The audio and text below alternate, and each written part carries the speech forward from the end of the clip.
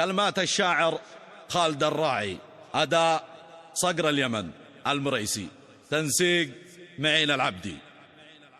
يا ماني وافتخر واسمي تعداه الغطا والعيب، ولي نجم الجدي وسهيله وسط الكون طلته. تربعنا على عرش الشجاعة والكرم والطيب، ونكتب من قوافي الشعر قيفانه وجزلاته.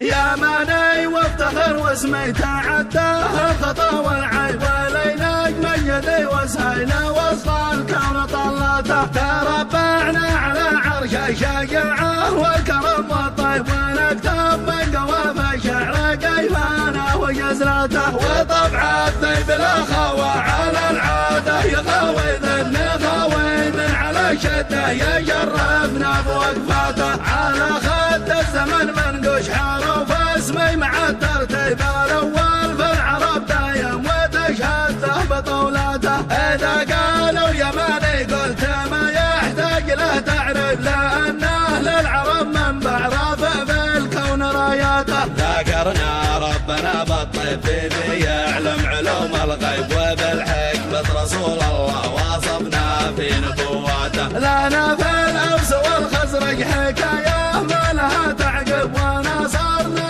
رسول الحق تشهد كل غزواته. إذا استنصف بنا المظلوم جروحه من عدو يطيب، بفزعتنا نداوي جرح من جانا به قوته. لنا من قادة الأمة شهادة كلها تهذيب، على راس العرب صدى من اعطارنا بكلماته. وقول ابن اليمن شامخ وما يهتز من ترهب، ويصبر لو يجور الوقت يرفع فوق هاماته. ورب البيت جيت اكتب عجز حرفي على التركب، ويعجز كل شاعر في حروف الشعر وابياته. ولو نحسر حضارتنا تشوف الطفل جاه الشيب، وما استلهمت من عمره عرق الشعب في ذاته. ومن حاول يطول المجد يبطي عنه التصويب، على قمة ردي القوم يتعثر بخطواته. مصير العبد يبقى عبد